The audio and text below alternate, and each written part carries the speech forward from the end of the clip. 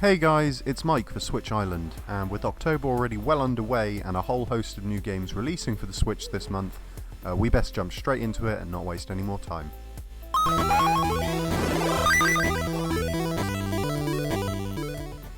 First up, we've got the phenomenal Witcher 3 Wild Hunt. The complete edition is making its way to Switch for a whopping $59.99, so very much a full price game.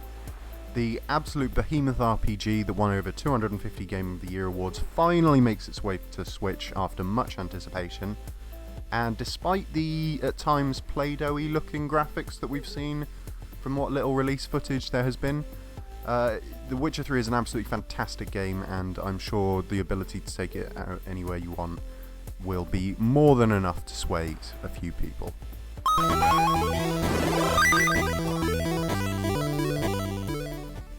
Next up, we've got Boulders Gate and Boulders Gate 2 Enhanced Editions coming as a collection for the Nintendo Switch. Priced at $49.99 and developed and published by Beamdog, this absolutely classic CRPG series finally making its way to Switch. I imagine it's going to make great use of the touchscreen, or at least I hope it does, being a CRPG. Running on an upgraded version of the Infinity Engine, this is sure to be the absolute definitive way to play the game, and not only includes all previous content, but even some all-new content, including 3 new party members. So Baldur's Gate fans, this is surely one to keep your eyes on.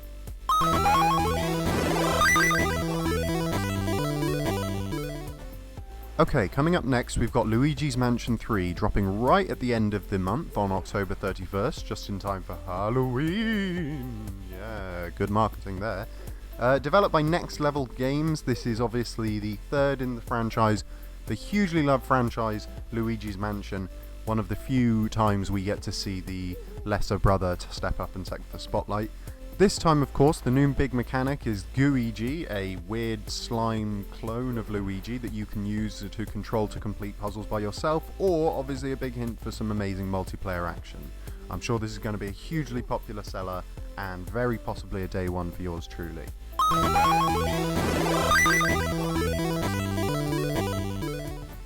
This next one is probably one of the lesser known titles on this list. Return of the Obra Dinn is an absolutely incredible example of video games as art. The monochromatic detective them up is set on a ship, the Obra Dinn, as you walk around and try to make sense of what happened to all the crew members who have mysteriously died on board. Examining each body will take you into a strange mashup of memories and storytelling, and essentially you've just got to find out how each of them died. Not played this yet because I knew it was coming to Switch, but from what videos I've seen, I have been waiting for this forever, and if you're a little bit on the fence or you have no idea what it's about, go right now, watch some videos of people playing it on Steam or whatever, and I guarantee it will hook you within the first few minutes.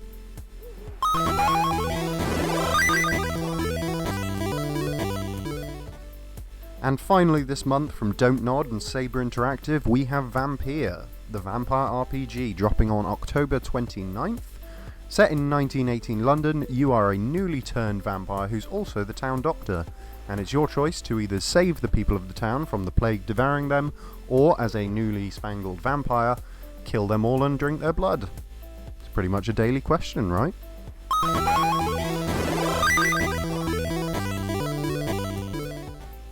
Okay, finally this month we've got a few honourable mentions to go through really quickly. First up, we've got Zombieland Double Tap Road Trip. Whoever came up with that title needs a new job.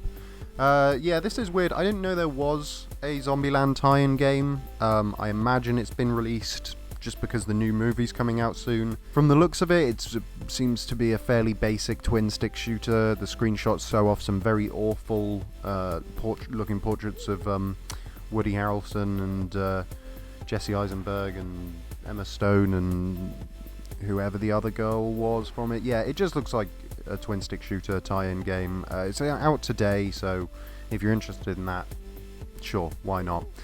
Moving on, we've got Cat Quest 2, the sequel to an absolutely fantastic game, Cat Quest 1, the very charming RPG light style game where everything is a cat pun and everything is perfect. Sorry.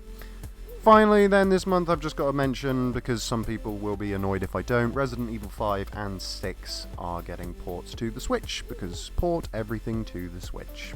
Resident Evil 5, of course, being the point where the series took a nosedive off the deep end and became more like a spectacle-filled Call of Duty than anything horror-related, and Resident Evil 6, of course, being the one where the cover art looks like a guy blowing a giraffe.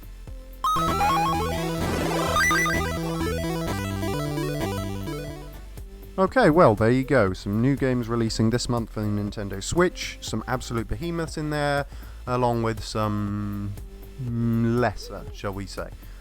Thanks very much for watching and listening. I'll be back next month with a few more games to showcase, hopefully a bit earlier. Again, apologies for the later video. Thanks again so much for watching, and I'll see you in the next one.